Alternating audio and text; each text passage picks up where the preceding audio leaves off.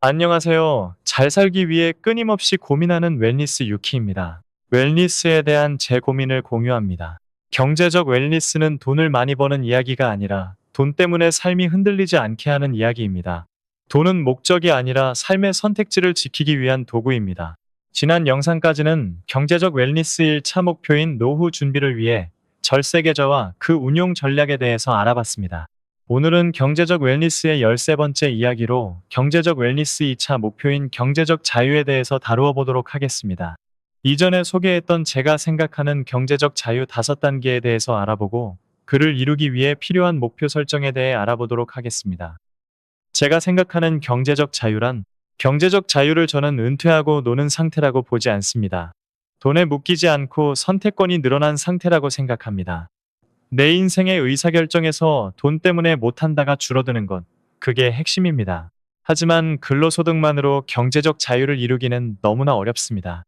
근로는 일단 노동력과 시간을 돈으로 바꾸는 것이기 때문에 선택권이 떨어집니다. 근로소득으로 많은 돈을 모아두고 은퇴한 뒤에 선택권을 갖자니 너무 긴 시간이 이미 지나가 버렸습니다. 때문에 자본주의의 원리를 잘 이용하여 자본소득을 올리는 시스템을 만드는 것이 경제적 자유의 핵심이 됩니다. 자본소득으로는 배당, 이자, 임대료, 사업현금 흐름 같은 현금 흐름형 소득이 있고 주식이나 부동산, 금처럼 자산 가치가 상승해서 생기는 자본 차익도 있습니다. 다만 여기서 중요한 건 분류가 아니라 태도입니다. 근로소득은 기본이고 내 자산이 놀고 있지 않게 해야 합니다. 저는 직장인에게 가장 접근하기 쉬운 도구는 주식이고 그 중에서도 미국 지수 투자는 안정적이면서도 환금성이 높아 추천합니다. 저는 재산의 대부분을 미국 지수 ETF에 투자하고 있는데 미국 지수 ETF는 안정적이면서도 필요할 때 빠르게 현금화할 수 있어서 매달 현금 흐름이 없어도 유사시 대응하는 데 지장이 없습니다. 오히려 현금 흐름이 좋아 보이는 자산은 상승률에서 희생이 생기는 경우가 많습니다. 그래서 저는 높은 배당률 같은 현금 흐름을 절대시하기보다 총수익이 높은 관점으로 봐야 한다고 생각합니다. 제가 말하는 경제적 자유는 5단계입니다. 첫 번째 단계는 자본소득으로 소비의 절반을 충당하는 단계입니다. 이 단계만 와도 투잡을 뛰거나 추가 급여를 위해 아둥바둥할 필요가 크게 줄고 생활비 압박이 완화됩니다. 두 번째 단계는 소비 전부를 충당하는 단계입니다. 이때부터는 잠깐 일을 쉬어도 굶어 죽지 않고 직장에 얽매이는 느낌이 약해집니다. 세 번째 단계는 자본소득이 연봉만큼 발생하는 단계입니다. 여기서부터는 나 자신의 경제적 자유를 체감합니다.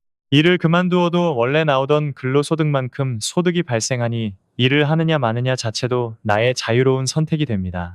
네 번째 단계는 소비를 하고도 연봉만큼 남는 단계로 가정을 꾸렸을 때에도 내 가정의 경제적 자유가 실현됩니다. 다섯 번째 단계는 자산이 알아서 연봉 2배 이상으로 불어나는 단계인데 저는 이걸 자녀 이후 세대까지 경제적 자유를 줄 수 있는 구간으로 봅니다.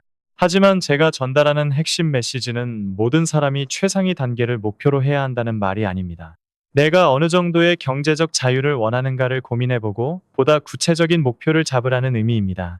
그리고 그 목표를 달성하는 과정에서 내 삶이 덜 흔들리는 시스템을 만드는 것이 중요합니다. 일단 마인드 세팅부터 노후 준비 모드와 경제적 자유 모드. 현실적으로 대부분의 사람에게 1차 목표는 노후 준비입니다. 그 과정이 충분히 진행되면 일부는 경제적 자유도 달성할 수 있습니다. 저는 이 둘을 별개의 목적지라기보다 같은 길 위에 다른 지점이라고 생각합니다. 기본이 없는 상태에서 심화 과정을 할 수는 없습니다. 노후 준비조차 구체화하지 못했는데 경제적 자유를 꿈꾸기는 어렵습니다. 노후 준비가 은퇴 이후에도 내 삶을 꾸려갈 수 있는 경제적 웰니스를 확립하는 것이라면 경제적 자유는 은퇴 이전 시기의 일을 멈추거나 줄여도 내 삶의 선택지가 크게 줄어들지 않는 상태입니다. 같은 방향을 바라보지만 요구하는 수준은 더 높습니다. 그래서 경제적 자유는 노후 준비의 연장선에 있으면서도 한 단계 위의 목표입니다. 여기서 많은 사람이 처음 부딪히는 질문이 있습니다. 불확정적인 미래를 위해 지금의 삶을 희생하는 게 옳은가? 라는 고민입니다. 경제적 자유를 향한 과정은 결국 현재의 편안함 일부를 미래의 선택권으로 바꾸는 과정이기 때문에 당연히 불편함이 생깁니다. 게다가 목표를 너무 크게 잡으면 마음이 먼저 꺾입니다.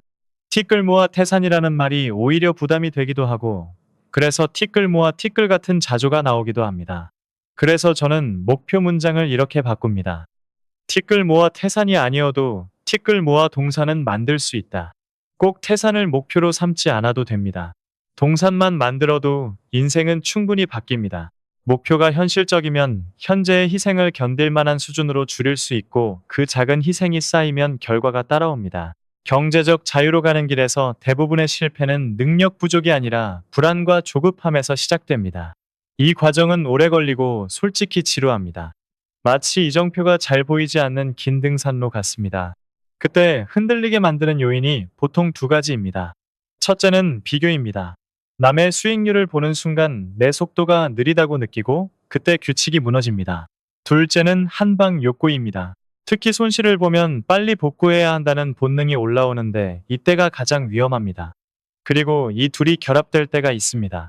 주변에서 급등주로 큰돈 벌었다는 얘기가 들리면 우리는 포모를 느끼고 평소에 지키던 원칙을 스스로 흔들기 시작합니다. 하지만 이 흐름에 휩쓸리면 장기적으로 불리해집니다. 큰 변동성을 노린 투자가 계속 성공하는 경우는 드뭅니다. 재능이 월등하거나 운이 따라주지 않는 이상 대부분은 시장 수익률을 꾸준히 이기기 어렵습니다.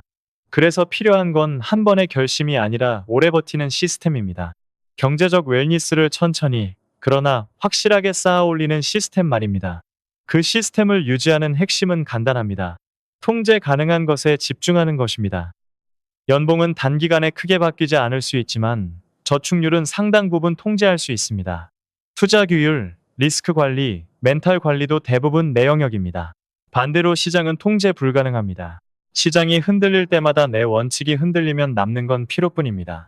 결론적으로 경제적 자유는 거대한 결심이 아니라 작은 규칙을 오래 지키는 사람에게 조금 더 빨리 찾아오는 결과입니다. 태산이 아니라 동산을 목표로 해도 됩니다.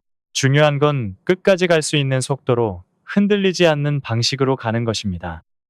경제적 자유를 위한 현실적인 목표 설정. 저는 목표를 세울 때 금액보다 비율과 룰이 더 중요하다고 봅니다.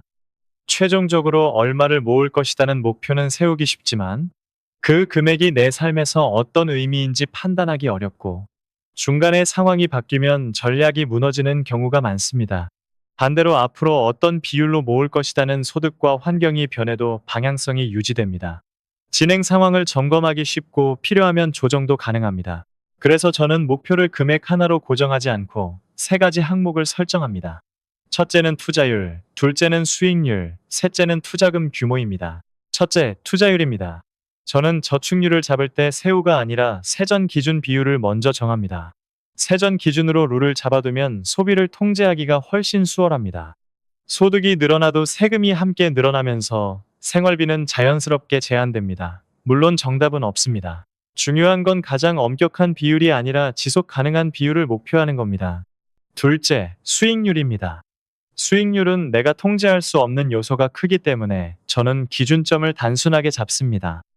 예를 들어 나스닥100 같은 대표 지수의 장기 연평균 복리 수익률을 대략 10% 수준으로 놓고 본인이 어떤 방식으로 그 근처를 목표로 할지 혹은 그보다 낮게 잡을지 판단합니다. 여기서 중요한 건 욕심이 아니라 보수적인 가정입니다. 목표가 높을수록 좋지만 목표가 과하면 그 순간부터 위험한 선택을 정당화하기 시작합니다. 셋째, 투자금 규모입니다. 저는 투자금의 규모를 생각할 때 절대 금액 대신 세전 연봉을 기준으로 봅니다. 대부분 사람의 소비 구조가 연봉과 함께 움직이기 때문입니다.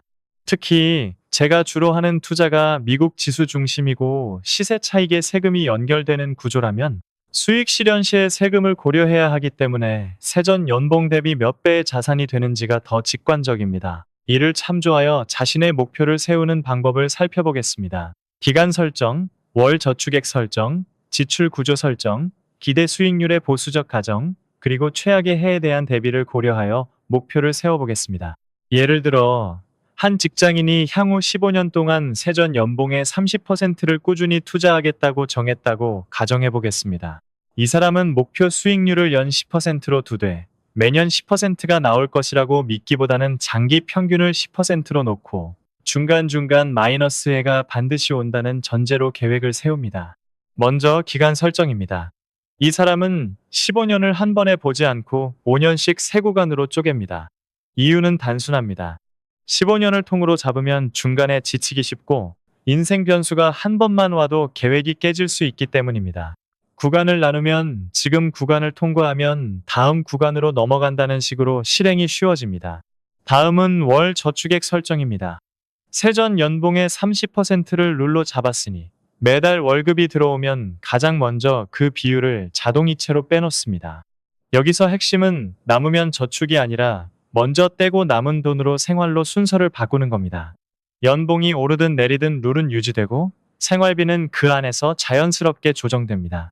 세 번째는 지출 구조 설정입니다. 연봉의 30%를 투자하려면 결국 고정비가 너무 크면 실패합니다. 그래서 이 사람은 지출을 줄일 것과 지킬 거로 나눕니다. 줄일 것은 과시성 소비, 무의식적인 구독, 큰 고정비입니다. 지킬 것은 건강, 학습, 관계처럼 장기적으로 삶을 버티게 하는 비용입니다. 이렇게 하면 저축률을 높이면서도 웰니스를 크게 해치지 않고 오래 갈 수 있습니다. 네 번째는 기대 수익률의 보수적 가정입니다. 목표 수익률은 10%로 잡더라도 계획을 만들 때는 어떤 해는 마이너스 30%도 올 수 있다는 전제를 같이 넣습니다. 그래서 이 사람은 투자금을 한 번에 넣기보다는 규칙적으로 분할 투자하고 급락장이 오면 멈추지 않고 계속 납입할 수 있도록 현금 비중을 마련합니다. 수익률을 만드는 건 예측이 아니라 지속이라는 전제로 가는 겁니다.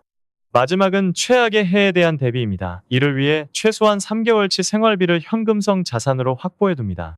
그래야 시장이 흔들릴 때 투자 자산을 억지로 팔지 않고 실직이나 큰 지출이 생겨도 투자 규칙을 깨지 않을 수 있습니다. 최악의 해를 대비한다는 건 수익률을 포기하겠다는 뜻이 아니라 강제 청산과 강제 매도를 피하겠다는 뜻입니다. 이렇게 틀을 잡고 나면 목표는 금액이 아니라 진행률로 관리하게 됩니다. 예를 들어 각 구간에서 5년 단위로 점검합니다. 첫 번째 구간에서는 투자 습관을 고정하고 자산이 연봉의 2배에 접근하는지를 봅니다. 두 번째 구간에서는 연봉의 5배를 넘어서며 변동성을 버틸 체력이 생겼는지를 봅니다. 그리고 자산 배분을 넓힐지를 판단합니다. 세 번째 구간에서는 연봉의 8배에서 10배의 수준에서 매년 연봉만큼 자산소득이 발생할 수 있는 구조를 만들었는지 점검합니다. 이 과정에서 중요한 건 숫자가 아니라 룰이 유지되는지입니다. 룰이 유지되면 결과는 뒤따라오고 룰이 깨지면 어떤 목표도 의미가 없어집니다. 웰니스를 해치지 않는 경제적 자유, 지속 가능성 규칙. 경제적 자유의 목적은 돈 자체가 아니라 삶의 안정성과 선택권입니다. 그런데 경제적 자유를 하겠다고 다른 웰니스의 균형을 무너뜨리면 그건 자유가 아니라 교환입니다. 경제적 자유는 오래 걸리는 프로젝트이고 오래 가려면 몸과 마음이 먼저 버텨야 합니다. 그래서 저는 지속 가능성 규칙을 최소한으로 정해두는 게 중요하다고 생각합니다. 첫째, 신체적 웰니스 측면에서 식사, 운동, 수면부터 정해둡니다. 바쁘다는 이유로 끼니를 대충 때우거나 수면을 줄이면 생산성도 투자 판단도 같이 무너집니다. 최소 기준을 정하세요. 예를 들면 하루 한 끼는 단백질이 들어간 제대로 된 식사, 평일에도 6시간 이상 수면, 주 2, 3회는 15분 달리기나 자전거 타기 같은 것들입니다.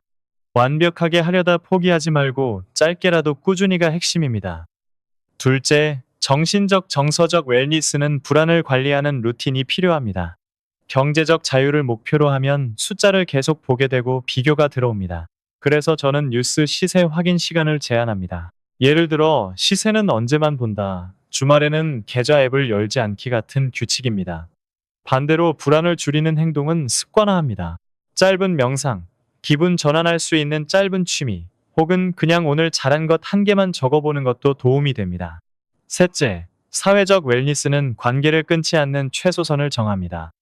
돈을 모으는 시기일수록 인간관계가 극단적으로 줄기 쉬운데 관계가 무너지면 삶이 흔들립니다. 거창한 모임이 아니어도 됩니다. 하루 한 번 가족에게 안부 묻기, 주일에는 배우자와 정해진 시간에 대화하기, 한 달에 한 번은 모임 나가기 같은 작은 기준이면 충분합니다. 특히 힘든 시기에는 사람을 피하기 쉬운데 그럴수록 조금이라도 연결을 유지하는 것이 장기적으로 나를 살립니다. 넷째, 지적 웰니스는 자기 전 시간이나 출퇴근 시간을 쓰면 됩니다. 투자 공부만 하라는 뜻이 아닙니다. 오히려 삶을 넓혀주는 공부가 중요합니다. 출퇴근 시간에 책 10쪽, 관심 주제 강의 1개를 듣는 식으로요. 경제적 자유는 결국 선택권의 문제이기 때문에 선택지를 넓혀주는 학습은 투자만큼 중요한 자산입니다. 다섯째, 환경적 웰니스는 정리와 루틴으로 에너지를 아낍니다. 집이 어지러우면 의외로 소비도 늘고 피로도 쌓입니다. 생활을 단순하게 만들면 투자 규칙을 지킬 여력도 함께 생겨납니다. 정리하면 경제적 자유는 돈의 크기가 아니라 지속 가능한 삶의 구조에서 시작합니다. 몸이 무너지지 않게, 마음이 소진되지 않게, 관계가 끊기지 않게, 배움을 멈추지 않게. 이 최소 규칙만 지켜도 우리는 흔들리지 않는 길로 가게 됩니다. 다음 영상에서는 오늘 설정한 목표를 실제 생활 시스템으로 어떻게 적용할지 구체적인 구조로 이어가 보겠습니다. 돈은 목적이 아니라 삶의 선택지를 지키기 위한 도구입니다. 웰니스 유키였습니다.